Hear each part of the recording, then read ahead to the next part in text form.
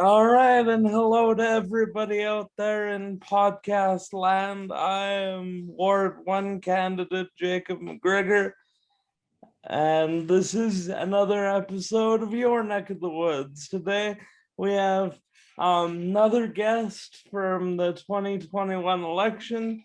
New ward today. We have Francis Aranha from Ward 2. Francis, do you want to introduce yourself? All right. Good evening, everybody, and good evening, Jacob. Thank you so much for having me on your podcast. It's indeed a pleasure. Introduction, that's pretty cheesy when people spend a lot of time talking. I feel that time should be spent more on practically helping others. I call myself a management graduate by education, a caterer by profession, and a volunteer by passion.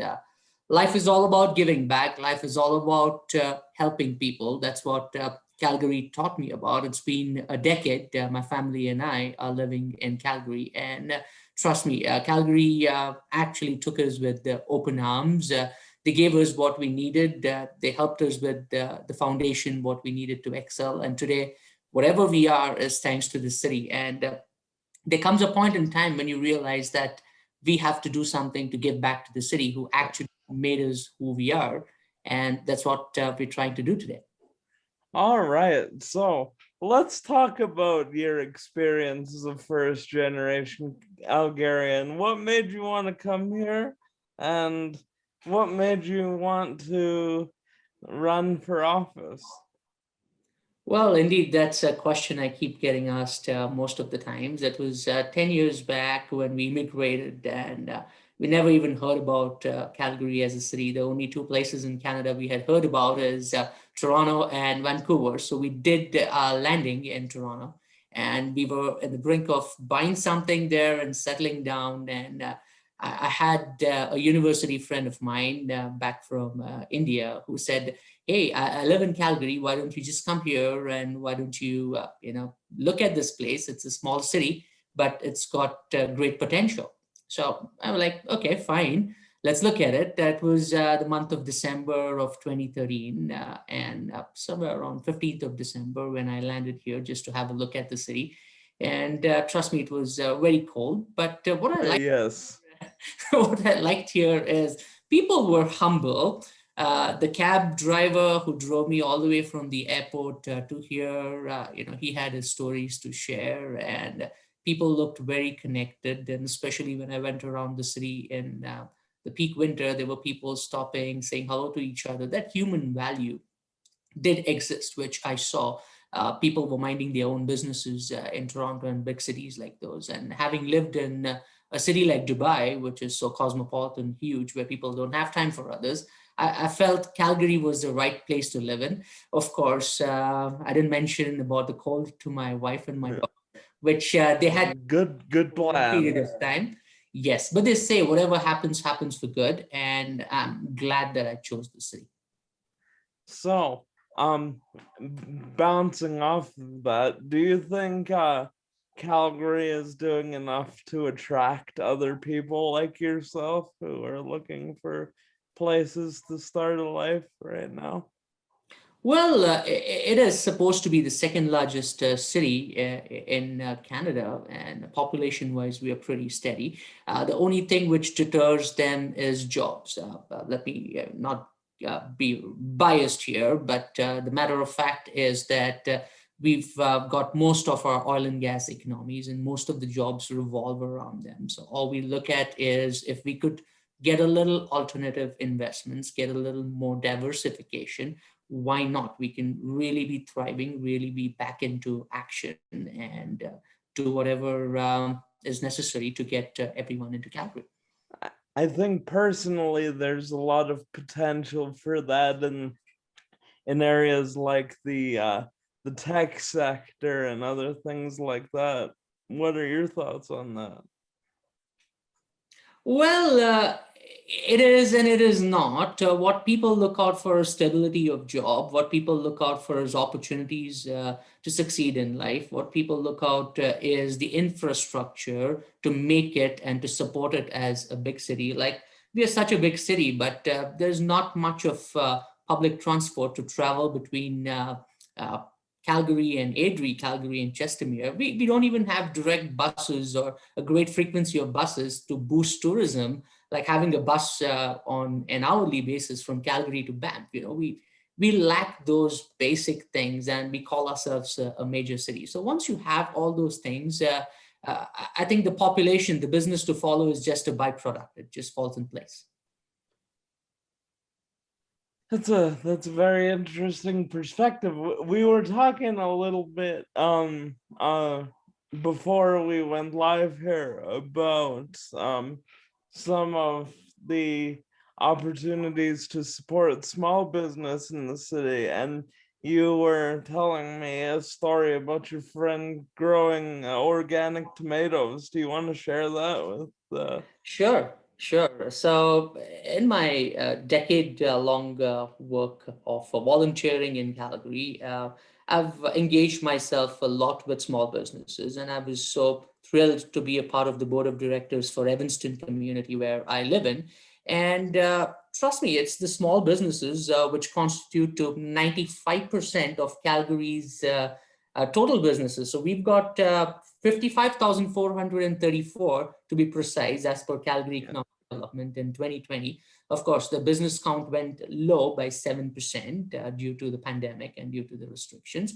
But we've got a huge potential here. They contribute to 55% of our city's GDP, and they foster economic growth. They provide employment, income, and not to mention spending power for other businesses. absolutely, absolutely. And with my experience of meeting over 500 businesses just in my ward, small businesses, and don't get me wrong, even include the home-based businesses such as daycare, such as handicrafts. People have a lot of home-based businesses, and they have the potential to generate the revenue to attract people. So it's so happened that due to the pandemic, a lot of people have been ignored, and a lot of people were not eligible even to have the federal and provincial grants. So all they needed is a support system for somebody to endorse them, for somebody to give them ideas how to do better. Like I must have helped more than 50 to 60 people just like that, just to create their websites.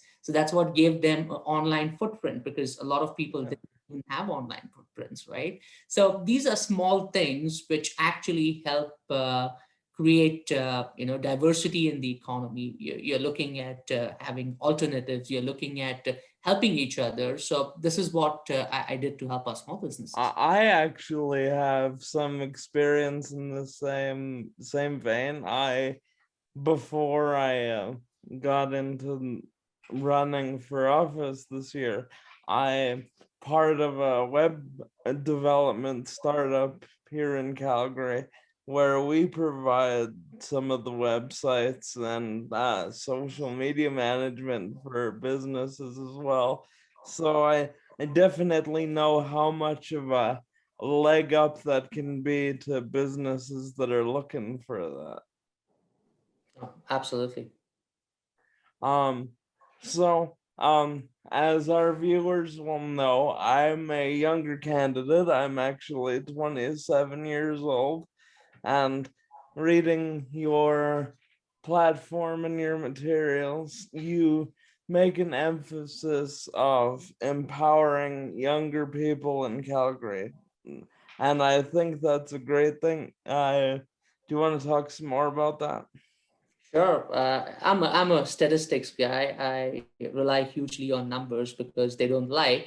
And research has proven that if we help our younger generation, if we give them what they want, there is a great chance that they're going to stay back in our city. So a lot of people get graduated. On an average, you're looking at 20 to 30,000 students every year from university. And trust me, 80% of them migrate to different provinces in Canada or to the States or to the rest of the world. And those 20% of people which we retain fail to get those jobs, fail to get those trainings and the skills, what they learned in school, and to apply them at their job. So what we need here is to keep this talent, because these are Calgarians. These are people who invested into Calgary, into their education. I think it should be fair to give them employment here, to give them that avenue where they can look out for to launch their careers.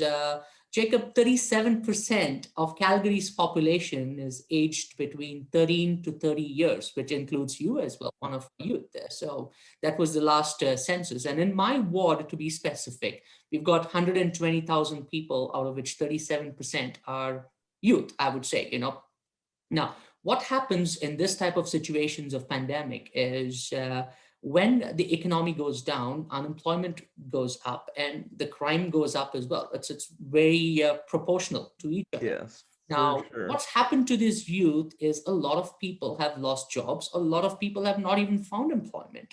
So they have actually done other things. It's very easy to corrupt their mind. It's very easy to put them down harm's way.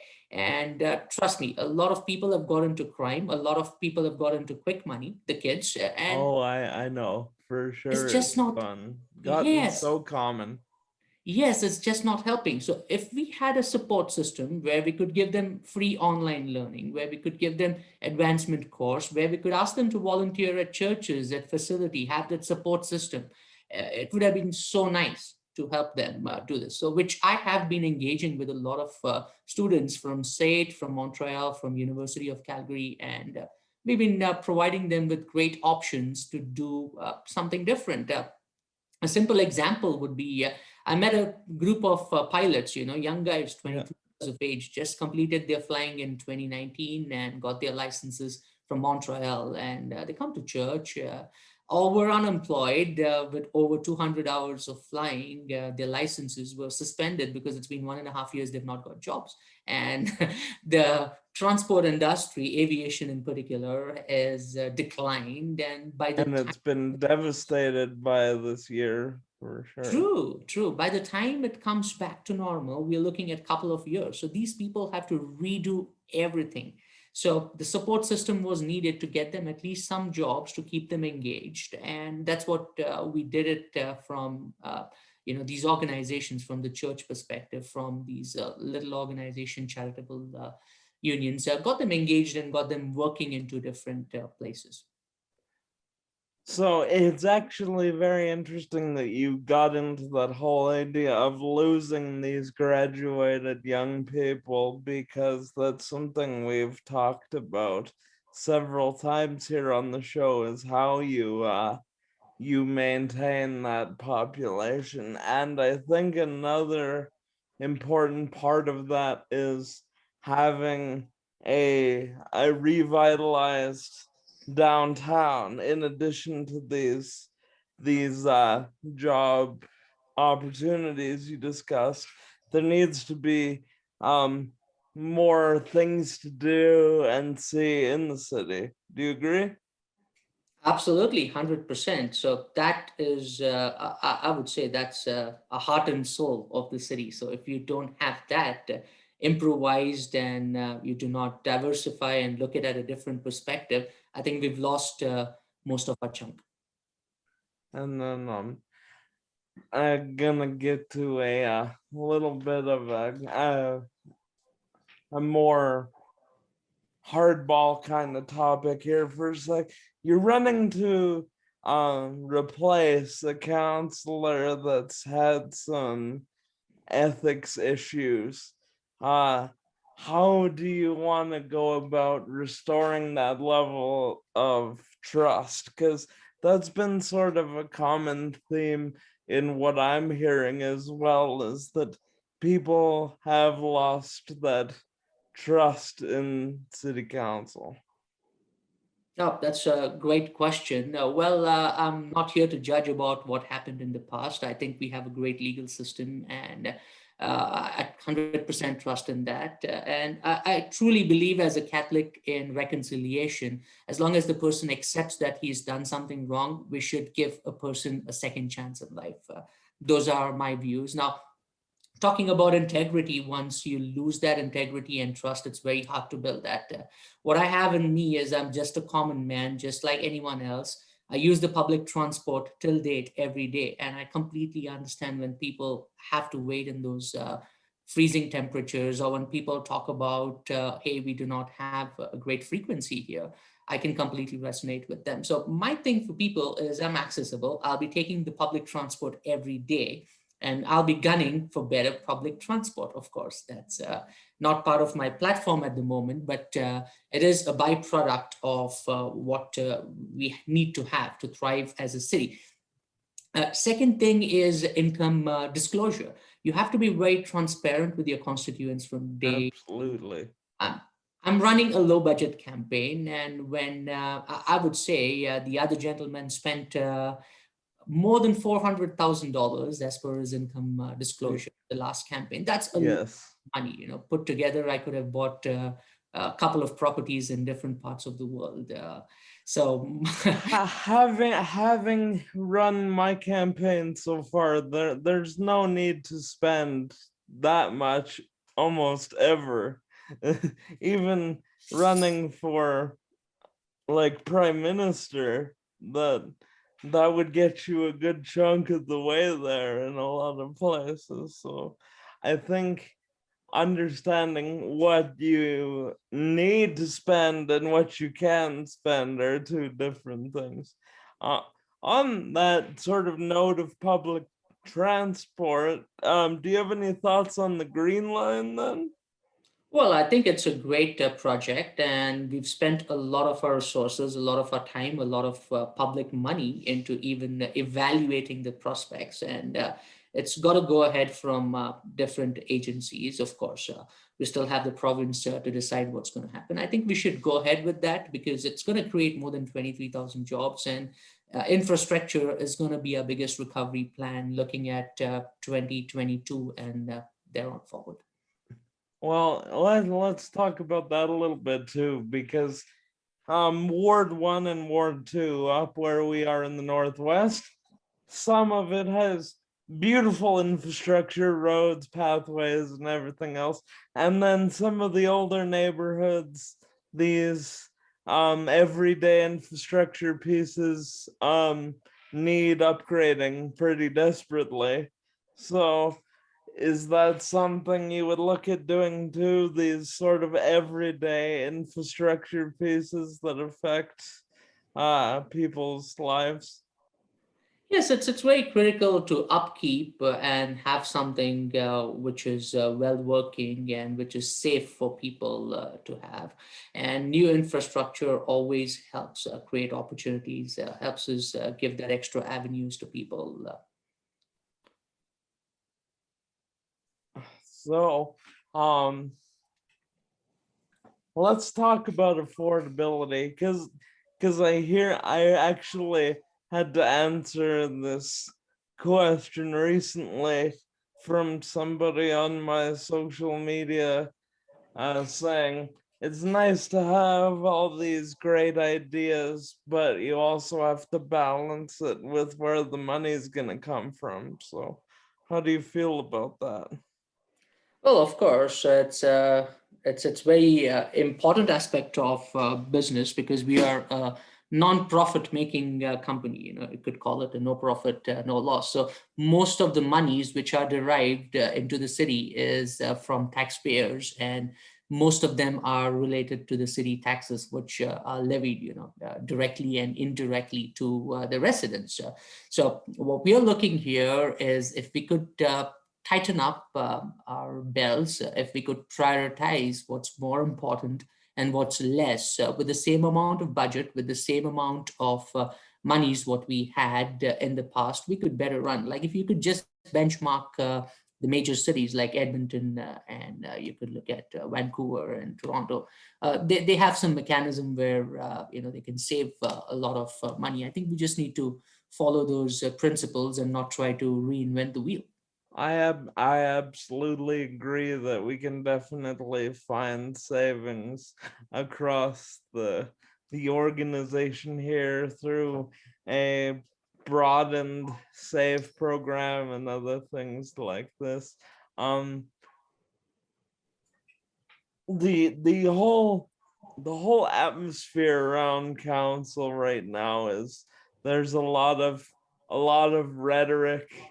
We hear a lot of um well, if this person is right gonna vote that way, then they're just bad for Calgarians. All this very black and white and plain language. Do you think that's good for getting things done, or do we need to turn the temperature down on the rhetoric we're hearing? Well, I think there's not much of a synergy. There's a lot of disengagement within the city council, the councillors, and the mayor. What they need to understand here is they're all public servants, and end of the day, they have to serve a common goal, which is being of value to the people and being very mindful where their taxpayer dollars are going to.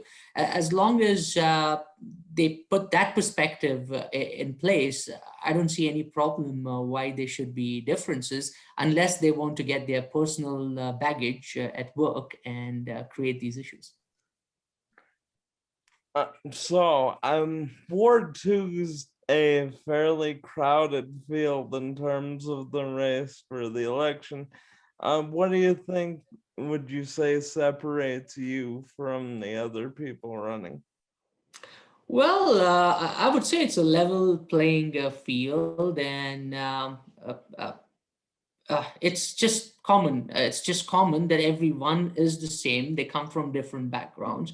What I have to offer, which is separate from everyone, is I've worked up very hard to get where I am. You know, starting from being a janitor to a dishwasher to where I am in this private organization which I work for. I've seen a lot of money not well spent by the public sector people. I've written a lot of letters, maybe to the Prime Minister, to the Lieutenant Governor, to the Premier, and been very vocal about certain things within the community. So if you have a person who understands their constituents and residents from a grassroots level, and a person who's grown up from nothing to something, I think I have great ideas, and of a school of thought that politicians should not serve more than 2 terms, because what happens most of the time is they run out of ideas or they get very complacent about things.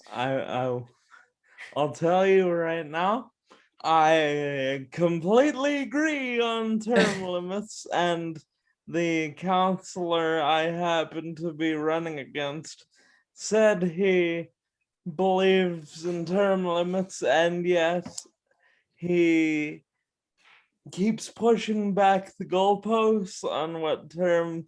This would be his third term, and I've noticed as he goes, he engages less and less with the community as well. Um, and then to tell you a little bit of a story about myself, I very much feel your statement about starting from a difficult point.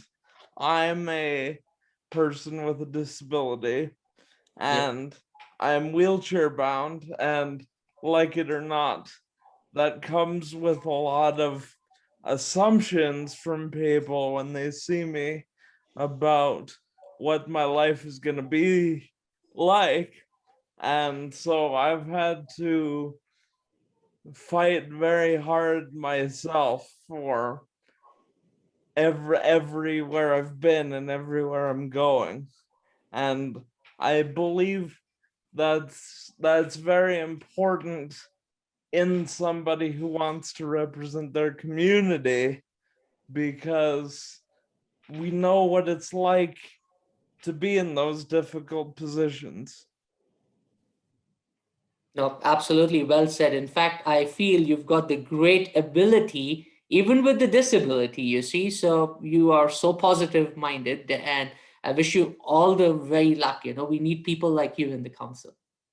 I appreciate that, and one thing I've been impressed with some counselors in my experience on the committee boards that listeners will be familiar with me serving on, is some counselors will spend a day trying to go around the city in a wheelchair, like taking the transit system.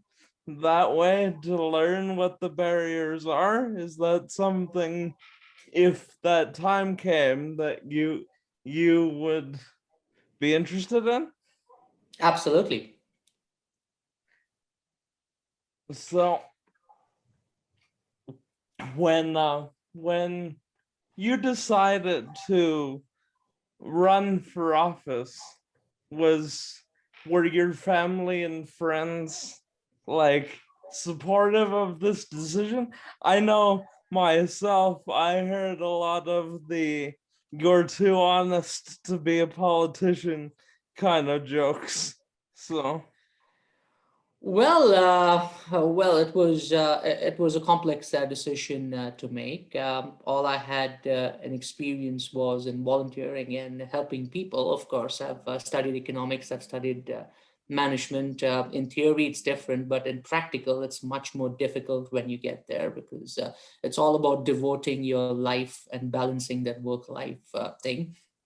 I did have a little talk with my daughter. She's 13, and she did mention, Dad, but we are from India. We don't get into politics. We just take a 9 to 5 job and we work hard for a living. And that's what I looked at her and I was like, what makes you say that? And she's like, Dad, I don't think we are designed for politics. It doesn't look like you are one of them in Calgary, so your chances of getting to the city council are pretty slim.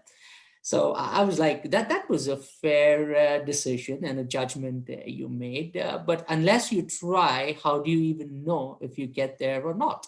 So that's my challenge to you. I am well, exactly. in And contest, and the thing is, one of them in Calgary. Calgary can actually be a very diverse city, so I think that's a little bit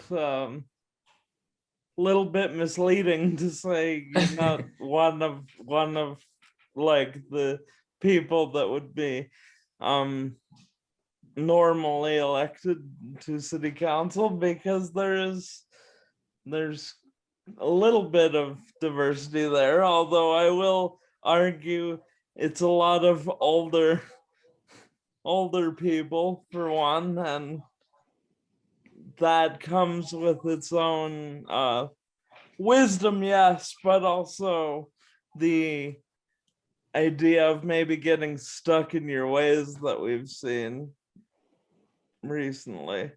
no, absolutely, I hear you. But most of them are second generation immigrants who've got their education here, who understand the people better since they've been here because they've got themselves marinated into the culture. Having a person who's just been 10 years in the system and running for public office with not much of knowledge as compared to these people I think it's significantly challenging. That's how I see it as when I talk to these people. Many people do ask me that you Yeah. for so just 10 years of time in Calgary and you're running for public office, and I'm like, there is no time for it. If you have great ideas, and I think the greatest ideas comes to people who've survived in the toughest of the conditions, like where No, absolutely. If you feel like you can do it, then that's the time to do it. That's you. And absolutely. Yep. I come from a big city called Mumbai, and there it was survival of the fittest. So with $400 income a month to make it in that city, it's not that easy. Life has taught us practical lessons, and I'm here to, I'm blessed to be in Canada and Calgary, and I'm here to talk to people about whatever savings and whatever policies we had at home and whatever the city did. so with that in mind, I I like to lately ask my guests what their favorite part about living in their ward is. Sometimes it's a certain park they like to go to, or a restaurant, or the people. What's your favorite part about living in Ward 2? Well, I'm a very person-centered human being, and I love meeting people. So if you go around my neighborhood and ask who's Francis, you don't even need my address. They'll point you out to my I residence. love it, man. Yes, exactly. So it's all about giving back to the community. They say, do unto others as you would have done them unto you. So that's what I've done. I've just helped people all the time. I've just knocked on doors, introduced myself around the community. I've given a hand volunteering, maybe the drop-in center, maybe the food bank, maybe blood donation, maybe even those guide cookies, having those kids having a Yeah. conversation with them. How's their day been? I think that's what I love about Evanston, and everyone is so connected. We have a little bit of problem with any people. They just post online, and trust me, everyone runs to rescue them and to help them. Yeah. Just the I love that you brought up that it's just those little interactions, because that's some of the best stuff in my neighborhood as well, just being able to say hello and talk to people, and these different sort of community events. That's another a reason I started this little program of ours, is to talk about community events that are happening up here in the Northwest in Ward 1 in Tuscany or Scenic Acres or anything like that, because the more people know about these things, the more they're gonna realize just how much there is to do, and there's a great spirit of volunteerism in the city as well. So if people know something is happening, they want to help. Oh, absolutely. You're spot on.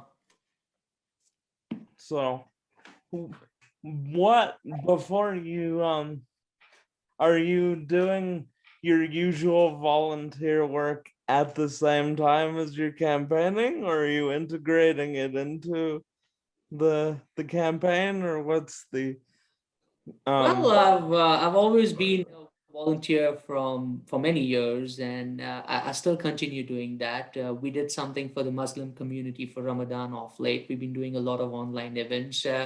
Day before yesterday, I went to the seniors' home in Evanston Summit and plucked some weeds for them because they were awesome? growing. It wasn't looking that great. It was a gloomy morning. It was cold. It was raining, partially snowing as well. But where there is a will, there is a way, and if you can make these small differences, people do realize and recognize that, oh, you know what, there is this person who comes and who cleans up this thing for us. We don't know who he is. And once when they come to know that it was you, trust me, the standing ovation which you get from these people, it's awesome. It's like, thank you to Yeah, you. We don't have the weeds. I've actually been doing my best to give back. Well, and before this I volunteered within the disability community a lot with Easter Seals or with the Calgary Ability Network, or but what I also tried to do was integrate that into what I'm doing now. I wanted to have some of my first community events be a food drive in each of the neighborhoods of my ward. Now we had to cancel those food drive days because of COVID, but I'm really hoping to get those going again, because that was something I really wanted to do. No, that's really great. Like we just had a food drive in the south, of course. That's not part of my resident ward, but we collected 2 weeks back. We just collected around 7 tons of food. That's incredible. I love that, especially with so many people struggling with the pandemic and the economy right now. No, absolutely. I can see that because I volunteer at the food bank twice a week and I work at their call center. And I do get these calls where people literally don't have food on table. Wow. Yeah, that's something we really have to work on fixing, I think. But in the meantime, I'm glad to see so many people want to help. On that whole idea of COVID, what do you think are some of the lessons we can take from this year we've all been through? Because it's been very different. Well, of course, life is always a learning curve. I think the pandemic has taught us is not to take things for granted, have an action plan, an emergency plan in place. Of course, this thing at this magnitude happened for the first time. It was very different for the whole world. We have to plan things how to get people engaged. The other part which I'm very sad to know and notice is racism has thrived. People very easily play that blame game and passing on the buck. We've got people calling others names and blaming things on others, which is wrong. I do understand there's frustration with the pandemic, but it's very important that from the city level, from the provincial level, we engage them and give them something to work on rather than allowing them to do all these things. And there's much more which can be done to keep these people engaged. Well, definitely, as somebody with friends who are people of color, I've definitely heard those stories about some awful actions by some ignorant people. I wish that weren't the case, but there's definitely something to be learned from that, and hopefully we can do better than that. Um, but I yeah, it was just shocking to me how prevalent that became this year, especially. So I think it's just that frustration. People have nothing to do and they've got lots of time in hand. So rather than being creative in putting those hours into doing something positive for the community, they decided to do something different. That's how I see it as. End of the day, we are all humans. We all think differently, but as long as we have a common goal to serve people, I think who are we to do wrong things to others. As long as you mind your own business and help others, I think that's a fair statement to say. What's interesting is you brought up another thing we've talked about a lot, and that's that nobody gets into this. How you can have all the debates and disagreements you like with people, but nobody gets into what we're trying to do without wanting to make the city a better place and to serve people. So I think that's Yeah. something very important to remember. No, true. And you should set live examples. That's what I feel. So, one of my promises to my ward residents is I'll still be a person riding that bicycle going around the neighborhood. I'll still be a person who'll be walking on foot and saying hello to everyone. I'll still be the same old person who'll take the public transport and go to City Hall literally every day. So, that's what I want to be. And that's what I want the other councillors as well as the mayor of Calgary to do so that we display signs of being humble because as long as we can show these things to the people, we lead from front and we teach people that these are the examples we set. I love your outlook, my friend. I'm very curious what you would, if somebody were to, let's say, because these things do happen in political campaigns, try and attack you. Are you more of the person who just wouldn't respond, or what would your reaction be to that? Well, being a Catholic by faith, when Jesus was actually getting popular, a lot of people spoke bad about him. They saw him performing miracles. But what did he do? He just continued to do his mission and he concentrating on doing betterment. And today we see the billions of followers following that particular religion of Christianity. So that's what I intend to do. There'll be a lot of procrastinators. There'll be a lot of people who want to pull my legs for the better or worse. But as long as I have a vision, as long as I have the right focus to help people, may God help me with that mission. It's awesome to see somebody so grounded and in their faith. I'll tell you, over the pandemic here, I actually made it a bit of a task of mine because I'm a Catholic myself. Um, but I'd never actually sat down and read the Bible, and I actually made that sort of a task of mine over the pandemic, and I did actually read through the entire Bible, and it's very interesting to see how Jesus did react to both the people that disagreed with him as well as the people that thought the letter of scripture was more important than a person's actions, because it's very much more to do with your faith and your actions than the letter of the law in religious texts, if you actually listen to what Jesus said. So, no, you're absolutely correct. So I don't know if there's anything we haven't touched on yet that you usually would want to talk about regarding your campaign, or anything else, or even just like hobbies that you have, kind of thing.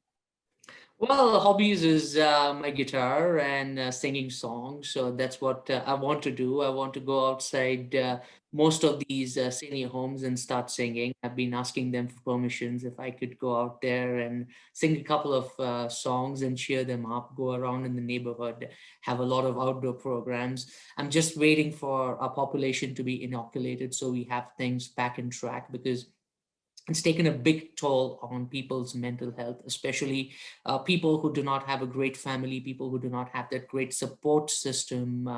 Loneliness strikes in. And talking about my politics, my platform, I think that all takes a secondary stage. What defines who am I is I'm a person who's here to serve the community. And I think let's talk about that first. And if things I I perspective, absolutely love that about you, man. That's a very, very refreshing take. Because you do hear a lot of policy when you're doing something like this, and in the end, we are talking about trying to help people. yep, let's do it the other way around. Let's try and help people, and policies will fall in place. Trust me. All people need is the basic needs, which is food, shelter, clothing. You add transportation, you add recreation, and a few more things, and it just makes a better place to live for people. So you were mentioning to me, but again before we went live, that you're doing a lot of landscaping these days. Is that something you've always been interested in, or something that you picked up recently?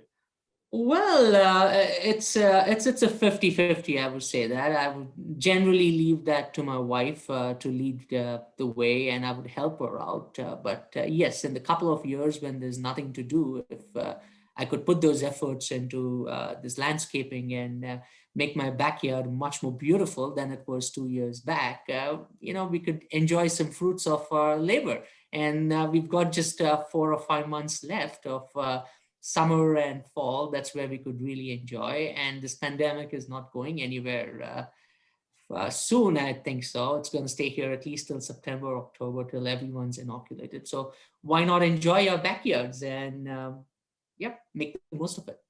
So, do you think that you mentioned the beautification thing? Do you think more of these like community green spaces would be important in our communities as well? Oh, yeah, absolutely. It goes without saying you have to have a combination of this. I very much appreciate that, my friend. So we are probably gonna wrap things up here pretty quick, and I'll say, as you did, everybody should get their vaccinations, so we can get back to normal as soon as possible. And Get out in your community, try and make somebody's day better than the last one. And if you we're gonna be talking about some community events going on up here in the Northwest very soon. Every third Wednesday, remember, is Food Truck Day at Scenic Acres Community Association. Yeah. And we're gonna be doing Silver Springs Farmers Market every Tuesday starting June 1st. That'll be Wow, a something to look forward to. Yeah. wonderful opportunity to support local producers and businesses. Um, Francis, do you have a website you wanna plug your website real quick? Sure. My website and more details on my campaign can be found on www.francisarana.ca. Awesome. And you, sir, are a very interesting, genuine, down to earth person. And I very much enjoyed our conversation today. I'd be glad to have one again. Likewise, Jacob, it was a pleasure talking to you, and you're so positive in your outlook, So I wish if everyone was same like you and I.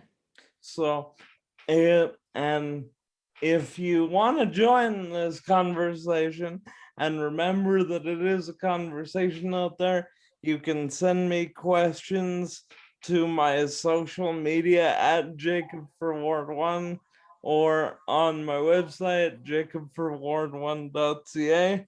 I want to hear from you, and I want you to be a part of what we're doing here. For sure, Once Jacob. again, that's what's happening in your neck of the woods. Thanks for listening.